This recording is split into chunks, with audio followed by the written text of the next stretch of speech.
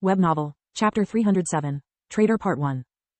Nalir's own words echoed in her head, but now they sounded more sarcastic than triumphant. Like heck, the heavens are on my side. What's happening here? The entire world seemed to have turned upside down in less than a minute. Lith's corpse was supposed to be hung to a wall, yet he was jumping with the bastard sword aimed at her neck. He was also wearing the skinwalker armor that until a moment ago she was certain it was safe inside her dimensional amulet. Nalir had no way to know Lith and Solus shared a pocket dimension, and thus the dimensional amulet he always carried around was merely a decoy. After Lith had lost consciousness, Solus had stored away the gatekeeper, making it appear as it was Lith's final act before fainting. When Nalir had taken away the rest of his equipment, Solus had bid her time, letting her store away the magical rings while Mana Sense allowed her to study the timing with which Nalir opened her dimensional space. The moment Solus saw with Mana Sense the glow preceding the opening of the dimensional rift, she had recovered the skinwalker armor just a split second before it could be stolen. Nalir never bothered checking her loot because until Lith was alive, the magical items would bear his imprint, making it impossible for anyone else to use them.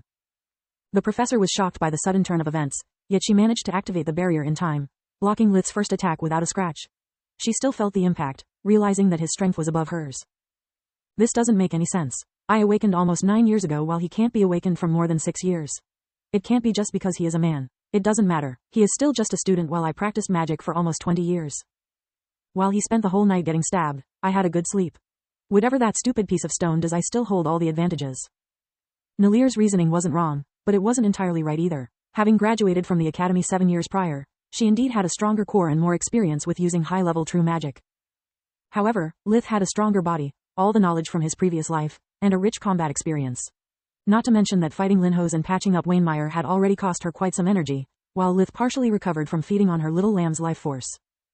Nalir infused herself with air, fire, and earth magic, intercepting Lith's sword with her own. The impact made her slid a few meters backward, almost making her lose the grip on the weapon. What the F***ck are you? Nalir extended her left hand, pointing the iron glove against him. A series of shockwaves struck Lith, like several cars were ramming against him one after the other. Solus used her spirit magic to create a force field while Lith used his own air magic to disrupt the attack, making it lose part of its strength. Yet the remaining force was enough to make him crash against a wall, bleeding from his mouth and nostrils. F***ck, it's the first time I fight an awakened with this much experience. Magical beasts were always limited to 2 elements while the Clacker Queen was as inexperienced as Protector. In a battle between awakened ones, experience and equipment can easily turn the tables. I have yet to create a single damn tier 5 spell, he thought.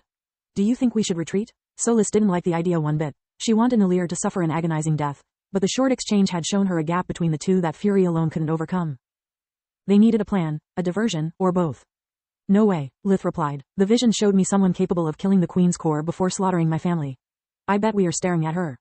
A couple of Nalir's little lambs joined the fray, showering Lith with a torrent of fire and lightning respectively.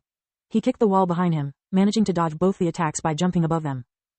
He impaled the students with the darkness-imbued gatekeeper, sucking away their life forces to restore his own. Nalir used the split second of distraction to blink behind his back and decapitate Lith with a horizontal slash. Or so she planned. This time Lith was ready. Just like her, he was silently weaving spell after spell from the moment they had met. Her blade struck Solus's spirit magic force field, which made it lose momentum, allowing Lith to briefly touch her weapon. His hand released a small but powerful globular lightning that traveled through the metal, bypassing all of her protections. Thanks to earth fusion, Nalir managed to avoid the brunt of the damage. Yet the moment the spell struck, it stopped her movements long enough to put her on the back foot again.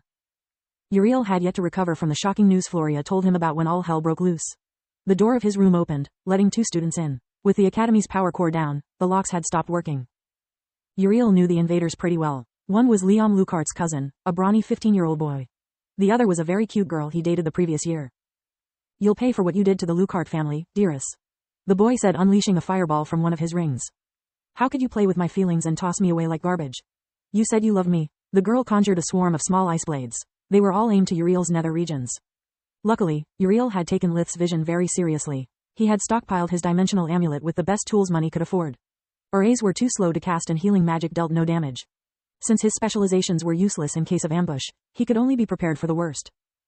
The moment he realized the danger he was in, Uriel blinked twice.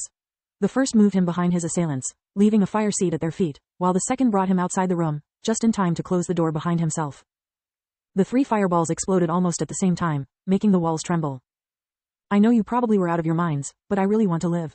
I'm sorry I'm not a fighter good enough to have the luxury of mercy. He inwardly prayed for their souls. Uriel could hear terrible screams, some of pain, other desperately calling for help. He felt terrible ignoring them, but he did it nonetheless. After finding an isolated corner, Uriel opened a warp steps to the arranged meeting point. He didn't immediately cross it. Uriel simply used it to peek if someone else was already there. It was only when he spotted Freya and Kyla that Uriel moved to the other side, happy to see again his loyal friends. Freya was deadly pale. The rapier in her hand was dripping with fresh blood and her clothes were torn in multiple points. Kyla was doing her best to hold back the tears, clenching her knife with so much strength her hand was white.